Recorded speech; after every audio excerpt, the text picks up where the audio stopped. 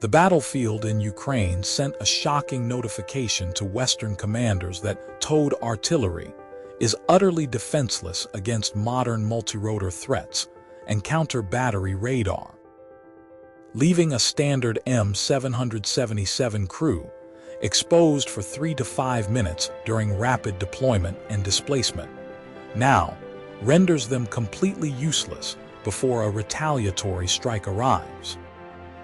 This tactical nightmare left the Australian Army with zero room to retreat regarding its ground fire support capabilities, leading global defense analysts to argue that, on paper, their only tactical salvation would be an immediate transition to armored self-propelled technology. In June 2026, the Australian Department of Defence officially confirmed a massive breakthrough when the first locally produced AS9 Huntsman 155mm self-propelled howitzer completed live fire testing at the Puckapunyal military area in Victoria. This marks the concrete execution of the Land 8116 Phase 1 program, an initiative valued at up to $1,300,000,000 Australian dollars. This vehicle represents a heavily modified Australian-specific variant of the South Korean K9 Thunder platform, manufactured at the newly established Hanwha Armored Vehicle Center of Excellence in Geelong. Armed with a .52 caliber ordnance capable of firing standard projectiles out to 30 kilometers and rocket-assisted payloads to 40 kilometers, the AS9 Huntsman offers true shoot and scoot capabilities under 60 seconds. The initial live fire milestone in mid-2026 demonstrates that Australia is successfully establishing a sovereign defense industrial base, reducing long-term reliance on foreign manufacturing lines, while heavily upgrading the survivability of the Royal Australian Artillery. Before we go on, how do you think this new armored capability will change the balance of power in the region? Let me know in the comments below, hit subscribe, and tell me where you are watching from. This 48-ton mechanical beast functions as a highly integrated system of 2 distinct armored elements that multiply the combat effectiveness of Australia on the modern battlefield. The first element is the AS9 Huntsman itself, a vehicle driven by a 1,000 horsepower diesel engine capable of moving at speeds up to 67 kilometers per hour. In contrast to historical towed platforms, this self-propelled howitzer utilizes an automated digital fire control system that integrates with American battlefield data networks. Upon receiving targeting coordinates, the onboard computer automatically adjusts the .52 caliber barrel, allowing the crew to fire a 3-round burst in just 15 seconds. More importantly, it possesses multiple round simultaneous impact capabilities, meaning the vehicle can fire consecutive shells at different trajectories, so they strike the exact same coordinate at the exact same second. This allows a single vehicle to simulate the destructive power of an entire traditional battery, completing the mission and shifting locations in under 60 seconds, long before adversarial counter-battery radars can plot a return trajectory. The tactical survival of this system is guaranteed by its direct partner, the AS-10 Armored Ammunition Resupply Vehicle. This companion vehicle is built on the exact same track chassis, carrying a massive payload of 104 additional 155mm projectiles.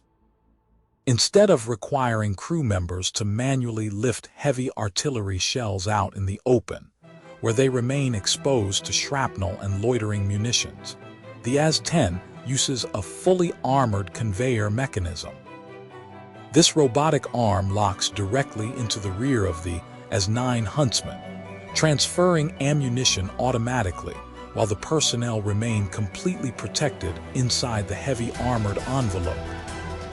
The protective hull of both vehicles is reinforced using specialized bisalloy steel manufactured directly in Australia, giving the frontline units maximum survivability against ballistic impacts and heavy artillery fragments during high-intensity operations. The domestic assembly of this advanced artillery system in Geelong signals a massive shift in the overarching strategic architecture of the Indo Pacific region. Historically, Australia remained heavily dependent on maritime supply chains stretching across thousands of miles to secure frontline military hardware from North America and Europe. However, geopolitical friction between 2020 and 2022 clearly demonstrated that global shipping lanes can be easily disrupted or choked during a major international crisis. This structural vulnerability forced leading global defense analysts to argue that on paper, local manufacturing is the only true method to guarantee operational continuity during an extended conflict. By investing in the massive Hanwha Armored Vehicle Center of Excellence in the state of Victoria, Australia is establishing a permanent sovereign industrial capability to independently fabricate, repair, and upgrade heavy armor without waiting for foreign authorization or replacement parts. This industrial transition simultaneously redefines the strategic relationship between Canberra and Seoul, creating a powerful new defense procurement axis outside of traditional unilateral configurations.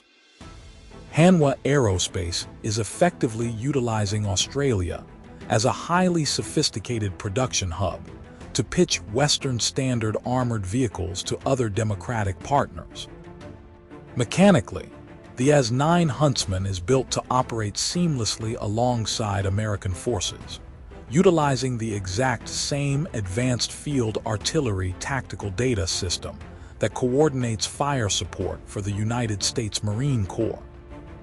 This digital commonality allows Australian artillery units to instantly plug into joint coalition networks during major multinational maneuvers like Exercise Talisman Sabre.